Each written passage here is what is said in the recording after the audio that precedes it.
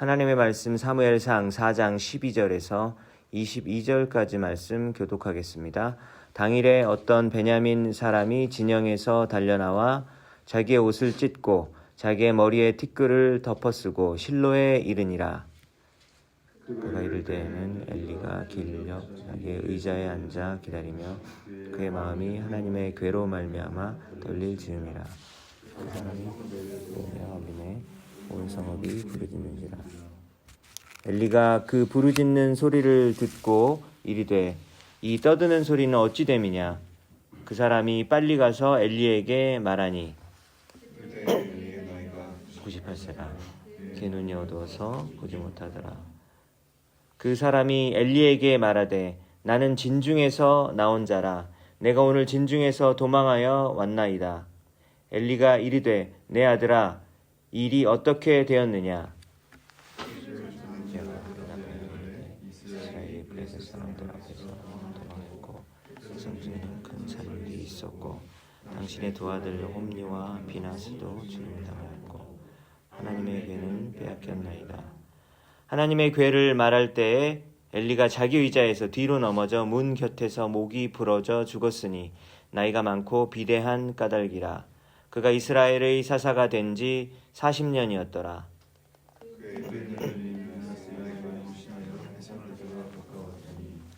그의 괴를 빼앗긴 것과 그의 시아버지와 남편이 죽은 소식을 듣고 갑자기 아파서 몸을 굽으려 해산하고 죽어갈 때 곁에 서 있던 여인들이 그에게 이르되 두려워하지 말라. 네가 아들을 낳았다 하되 그가 대답하지도 아니하며 관념하지도 아니하고 이르기를 영광이 이스라엘에서 떠났다 하고 아이 이름을 이가봇이라 하였으니 하나님의 괴가 빼앗겼고 그 시아버지와 남편이 죽었기 때문이며 또 이르기를 하나님의 괴를 빼앗겼으므로 영광이 이스라엘에서 떠났다 하였더라. 아멘.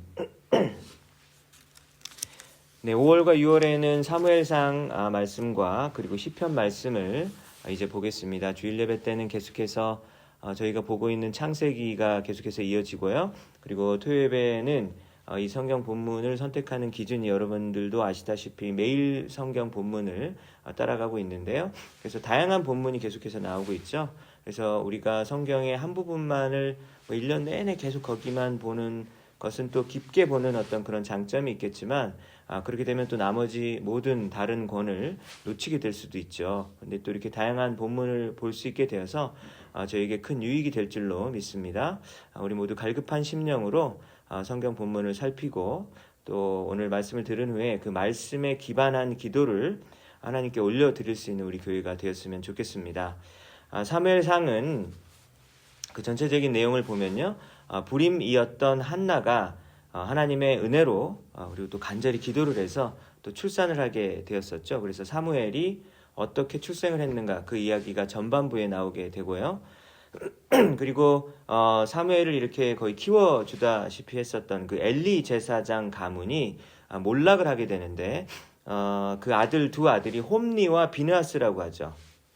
그래서 엘리 제사장의 두 아들이었던 홈리와 비느하스가 제사를 드리면서 그 회막에서 수종들던 여인들과 동침을 하는 어떤 그런 성적 타락의 모습이 있었다라고 사무엘상 2장에서 기록하고 있고 또 그리고 사람들이 이렇게 제사를 드리려고 가축을 가지고 와서 이렇게 제물을 드릴 때 그 고기를 그렇게 탐을 내는 것이죠. 그렇게 제물에 그렇게 탐을 내는 정말 타락한 어떤 제사장의 모습을 통해서 엘리 제사장이 몰락을 하게 되는데 그 아들들만 잘못을 한 것이 아니라 아버지가 이 두 아들을 혼내야 되는데요. 이제 어느 정도만 혼내고 끝까지 혼을 내지 않는 겁니다. 그래서 하나님께서는 너는 왜 그 두 아들을 끝까지 그렇게 바로잡지 않았느냐라고 책망하셨던 모습이 나오게 되죠. 그래서 이제 엘리 제사장의 시대가 가고 이제 사무엘의 시대가 오는데요. 사무엘을 마지막 사사로 보기도 하고 또 이렇게 하나님의 선지자로 이렇게 보죠. 그래서 사무엘이 이스라엘의 첫 번째 왕이었던 사울을 기름 부어서 또 왕으로 세웠던 이야기가 나오게 됩니다. 그리고 그 사울 왕 옆에 또 이제 등장하게 되는 또 다윗 이야기가 나오게 되는 것이죠. 그래서 오늘 본문에 등장하는 그 엘리 제사장은 과연 어떤 사람인가? 성경 여러 곳곳에서 보면요, 하나님의 음성을 잘 듣지 못하는 어떤 그런 사람의 모습으로 묘사가 되어집니다. 그리고 사회의 어떤 그 소식들, 오늘도 보면은 전쟁에서 패배했다라는 소식을 이제 한참 후에나 이렇게 듣게 되는 어떤 그런 사람으로 묘사가 되어지죠. 근데 이런 엘리와는 대조적으로 사무엘은 영적으로 매우 민감하여서 하나님의 말씀을 아주 잘 들었고, 사무엘이 했었던 단 한마디의 말도 떨어지지 않았다라고 성경은 말하고 있습니다. 사무엘상 오늘 1절부터는 읽지 않았잖아요. 앞부분에 보면 이스라엘 민족이 블레셋 민족과 전쟁을 하는 이야기가 앞에 등장하게 됩니다. 블레셋 많이 나오지 않았습니까? 근데 이 블레셋은 누구냐면 그 지중해 바다의 건너편의 그 크레테 해와 그리고 에게해 쪽에서 거했었던 해양 민족이었었는데요. 그 해양 민족이 BC 2000년경에 그러니까 아브라함 시대가 되는 것이죠. 지금 오늘 읽어보는 이 사무엘상 본문보다 수백 년 전입니다. 그때 그 가나안 땅으로 이주해 왔었던 그 민족이 바로 블레셋 민족이죠. 근데 블레셋은 구약 역사를 계속해서 보면 이스라엘 민족에게 늘 가시 같은 존재였었고, 그리고 이렇게 대적하는 어떤 그런 존재였었습니다. 사무엘상 4장 앞부분을 보면요, 그 에벤에셀과 그리고 아벡이라는 그 지역에서 각각 이스라엘과 블레셋이 이렇게 거하고, 그리고 그 사람들이 거기에서 전투를 벌이게 되었는데요. 누가 이겼습니까? 블레셋이 크게 승리했었죠. 그래서 이스라엘이 패배를 해서 4,000명의 사람들이 이스라엘 민족이 죽었던 일이 있었습니다. 그래서 이스라엘 민족이 이제 고민을 하게 되는 것이죠. 왜 우리가 졌을까? 그래서 그 당시에 영적 지도자였던 이스라엘 장로들이라고 표현을 하는데요. 장로들이 실로에 위치한, 오늘 실로에는 누가 있었습니까? 엘리 제사장이 있었죠. 실로에 있는 언약궤를 우리가 전쟁터로 가지고 와서 이 언약궤를 앞세우고 우리가 전쟁을 하면 우리가 이길 수 있을 것이다 라고 하는 그런 결론을 내렸습니다. 그 실로라고 하는 그 지역이 출애굽한 그 이스라엘 백성들이 광야를 지나서 가나안 땅에 도착을 했을 때, 여러분 그 출애굽기에 보면은 그 성막을 지으라고 했었잖아요.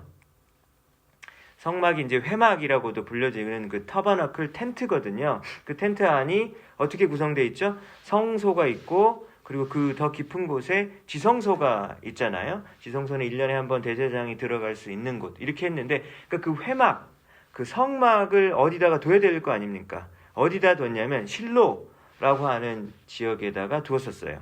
그래서 그 실로라는 지역에, 그러니까 회막이 여호수아 때부터, 그러니까 가나안 땅에 입성한 그때부터 사무엘의 시대까지, 오늘 본문에 등장하는 이 사무엘 시대까지 계속해서 거기에 있었던 거예요.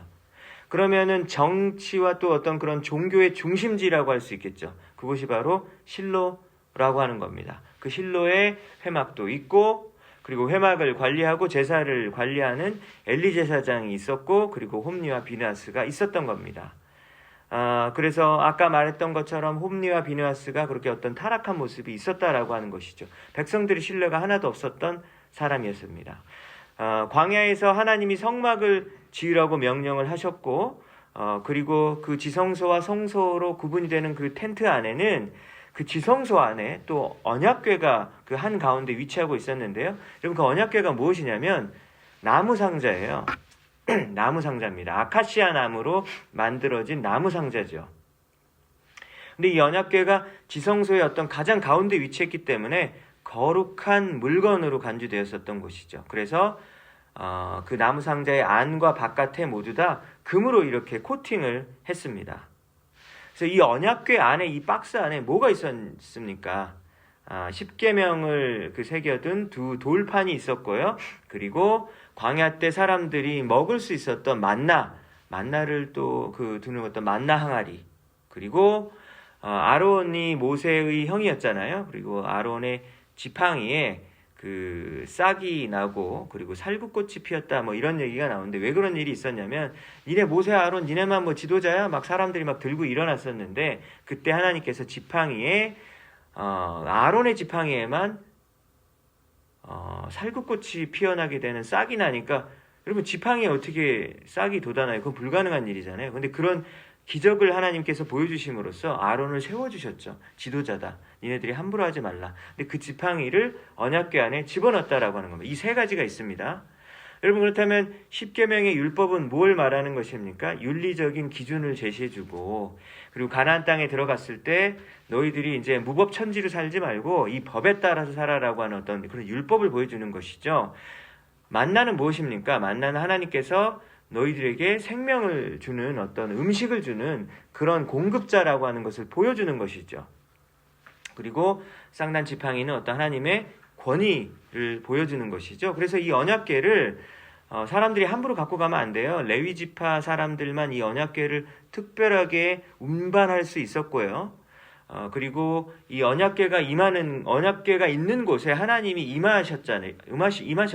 왜냐면 그 지성소에 구름으로 하나님께서 임하셨단 말입니다. 그러니까 이 언약궤는 정말로 거룩한 것 중에서 가장 거룩한 것이라고 할 수 있는 어떤 그런 물건이다라고 하는 것이죠. 그래서 바로 그 언약궤를 실로에서부터 전쟁터, 그 에베네셀과 그 아벡이 있는 곳으로 가지고 오면, 그리고 그것을 가장 앞에다가 앞세우고 우리가 전쟁을 하면 이길 수 있을 거다라고 생각을 했었던 것이죠. 실제로 언약궤가 진영에 이제 전쟁하는 그곳에 들어오게 되니까 막 이스라엘 민족들이 큰 소리로 막 외치고 막 땅이 막 울렸다고 해요. 그래서 왜 저렇게 막 사람들이 좋아하고 기뻐할까? 이스라엘 민족만 한 게 아니라 상대편 진영이었던 블레셋 민족도 그 소리를 들었던 거예요. 어땠을까요? 막 두려움에 떨었어요. 왜냐하면 저 이스라엘의 저 신은 이집트 신도 물리친 신이었다. 그렇게 믿었거든요. 블레셋 민족이. 그러니까 막 벌벌벌 떨었습니다. 왜냐하면 자기네들보다 훨씬 강했었던 어떤 그런 애굽의 신을 이길 수 있었던 저 여호와라는 신이 만약에 이 전쟁터에 들어오게 된다면 우리는 질 수밖에 없다라고 블레셋 민족이 떨었다라고 하는 거예요. 그래서 막 서로 막 다짐했어요. 야, 저 언약궤가 들어와도 우리 이길 수 있겠지. 우리는 대장부처럼 우리가 싸우자라고 하면서 막 비장하게 막 다짐을 했다니까요. 그러니까 사기가 완전히 꺾였었던 거예요. 그래서 다시 한번 전쟁을 했습니다. 두 번째 전쟁이 일어났는데 여러분 누가 이겼을까요? 언약궤가 이제 들어왔어요. 누가 이겼을까요? 근데 블레셋이 또 이긴 거예요. 얼마나 많이 이겼냐면 이번에는 3만 명의 사람들이 이스라엘 백성들이 죽었습니다. 아까는 4천 명 죽었잖아요. 이제는 거의 막 더 크게 그렇게 전쟁에서 졌다라고 하는 겁니다. 더군다나 그리고 언약궤까지 빼앗기게 되었었어요. 그리고 언약궤를 그리고 관리하던 홈니와 비느하스가 그 전쟁터까지 따라왔는데 홈니와 비느하스마저 죽게 되었던 겁니다. 그러니까 영적 지도자도 그냥 죽어버리고 언약궤도 뺏기고 사람들은 훨씬 더 많이 죽고 이런 처참한 일이 벌어지게 되었습니다. 그러니까 바로 이 소식을 12절에 보니까 어떤 베냐민 지파 출신의 사람들이 그 진영에서 어디로 왔을까요? 실로로 와가지고 막 소리를 지르면서 막 보고를 하는 겁니다. 어떻게 보고를 합니까? 막 옷을 찢어요.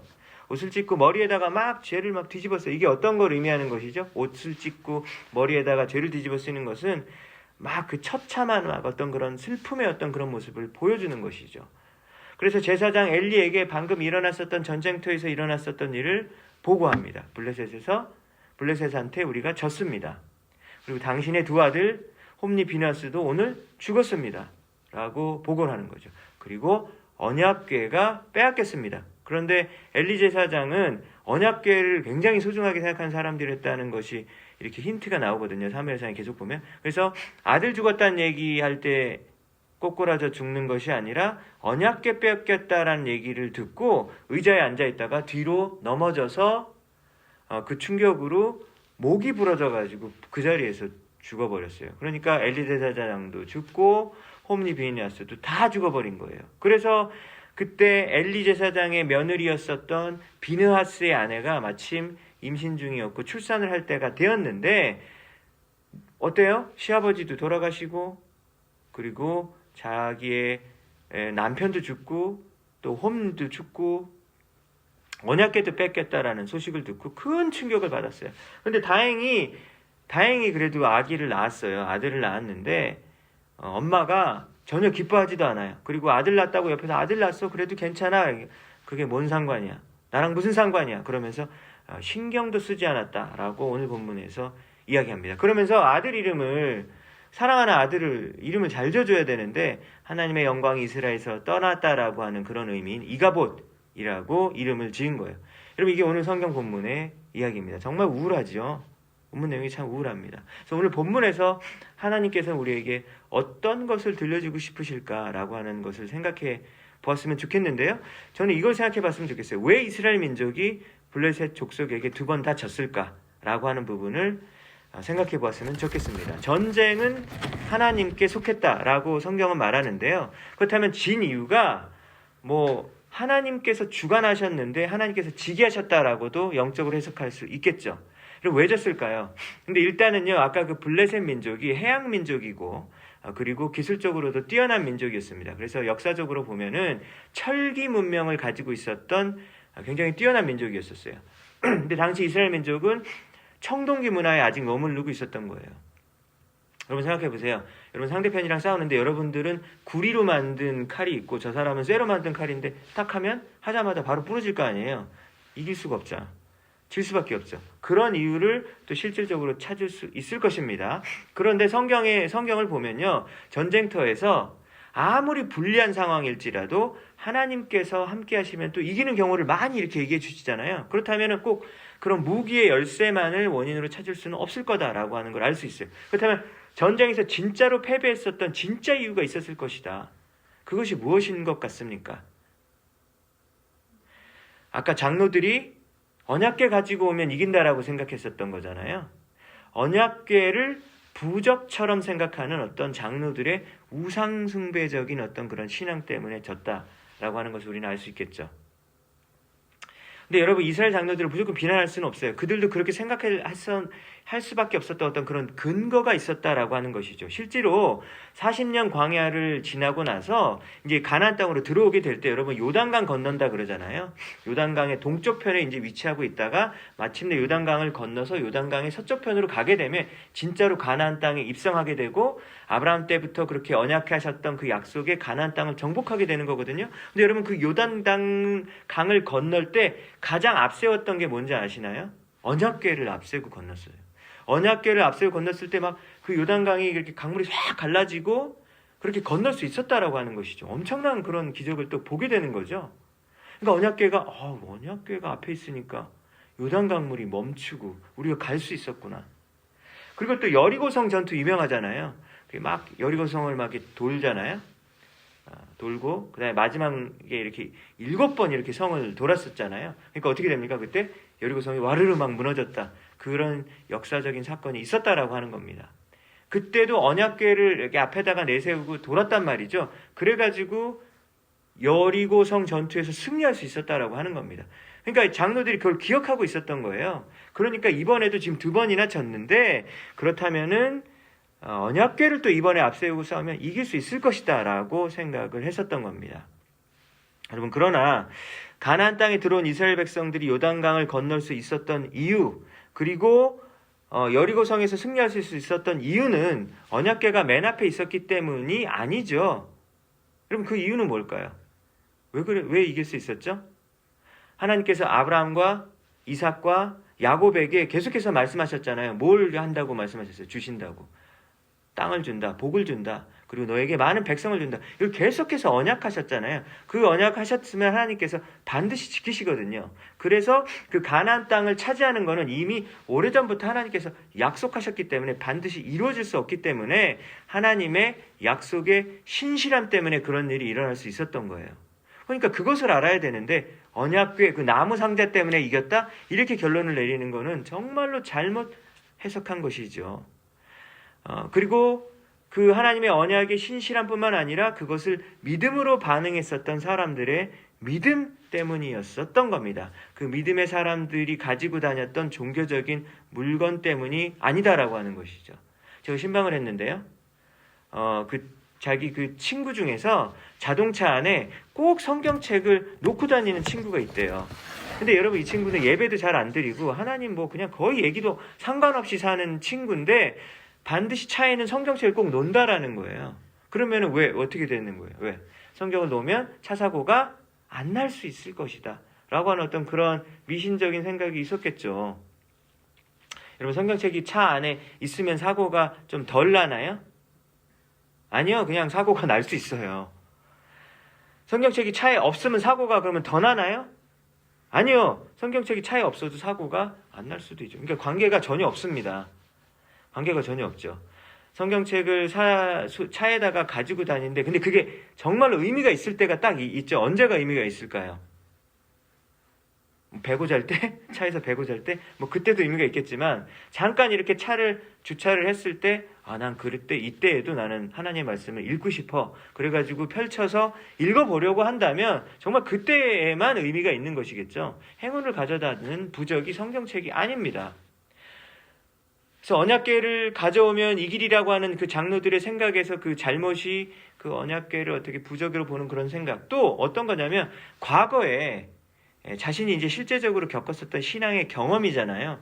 여리고성에서 승리했었던 것, 그리고 요단 강물이 막 갈라졌던 것, 그런 것들을 이제 들어왔다는 얘기죠. 그리고 자신이 경험했을 수 있고, 근데 그것을 원인을 이렇게 언약궤 때문이다, 언약궤가 앞에 있었기 때문이다라고 그렇게 잘못 해석한 것이죠.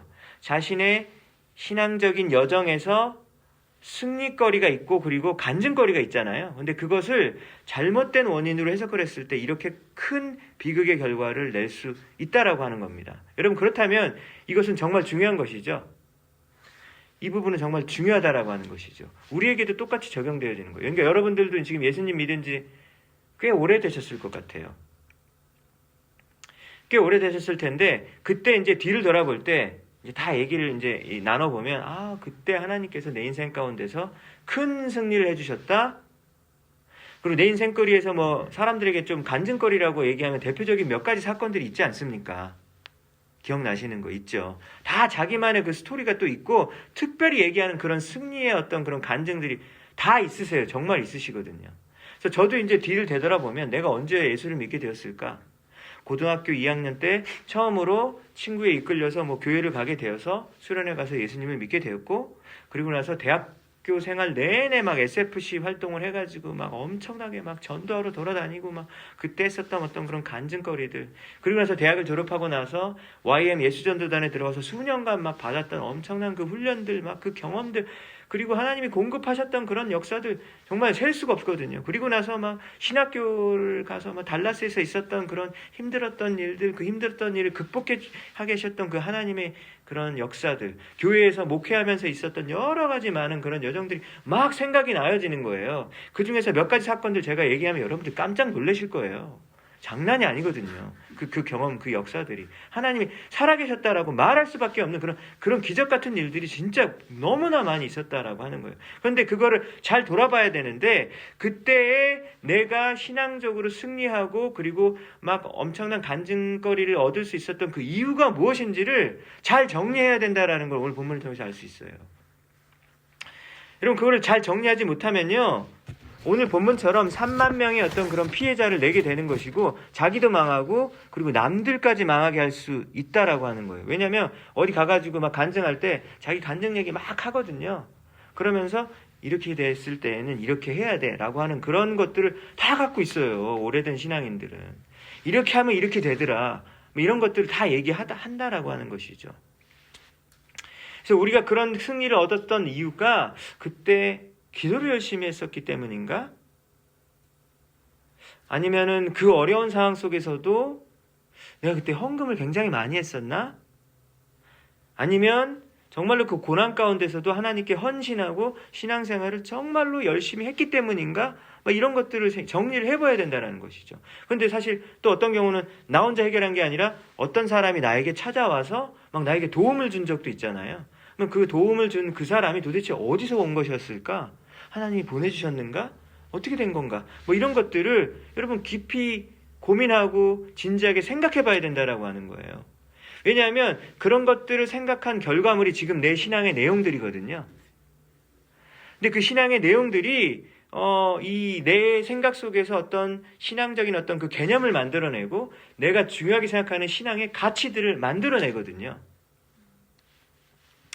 근데 이것들이 이제 어떤 몇 가지 사건들이 이제 원인과 결과를 이제 보는데 그게 몇 번의 사건들이 이렇게 몇 번 일치하게 되면은요, 우리는 그것을 근거로 해가지고 공식처럼, 신앙의 공식처럼 우리가 결론을 내리고 마음속에 간직할 때가 많이 있어요.